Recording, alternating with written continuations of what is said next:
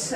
Donc l'idée de la session, c'est de parler pendant 30 minutes, 15 minutes en chinois et 15 minutes en français, avec des étudiants de l'université Chinese University of Hong Kong qui sont connectés. Donc on a mis à disposition plein de sujets étayés avec des photos pour que vous ayez toujours des choses à raconter. On va continuer. Vous choisissez, monsieur. On assiste aujourd'hui à une session organisée entre Paris et Hong Kong, entre l'INALCO et l'Université chinoise de Hong Kong, dans le cadre de Novembre numérique. Novembre numérique, c'est une manifestation proposée par l'Institut français et le réseau culturel français à l'étranger. Une manifestation pluridisciplinaire qui propose de mettre en avant les cultures numériques. Ça marche pour vous?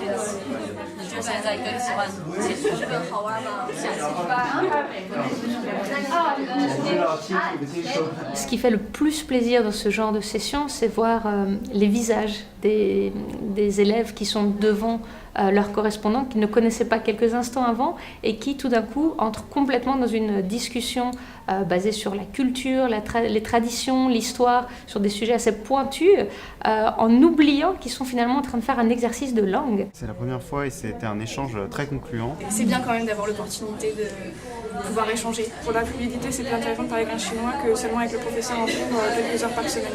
L'Institut français encourage les établissements du réseau culturel français, Institut français et Alliance française à intégrer le numérique dans leur offre de cours et dans leur pratique de classe également. Dans ce sens, SpeakCheck a retenu notre attention parce que c'est un outil qui permet aux utilisateurs de pratiquer une langue étrangère à l'oral sans avoir à se déplacer de façon conviviale et informelle. Le boulot du prof, il est primordial. Le prof est la personne qui enseigne. Nous, on est la plateforme pour pratiquer entre les cours. La plateforme peut apporter aux professeurs des informations sur les besoins de ses élèves, quelles difficultés ils ont eu lors de conversations, quels points ils voudraient travailler en particulier. Nous, on est la partie complémentaire qui est la partie de pratique.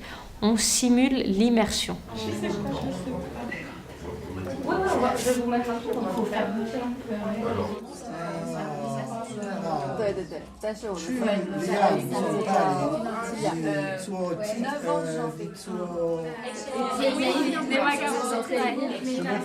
Ça m'a donné la motivation, ça m'a donné envie d'apprendre mieux, de pouvoir communiquer en fait. On a ici une belle illustration du potentiel de certains outils numériques pour l'enseignement et l'apprentissage des langues.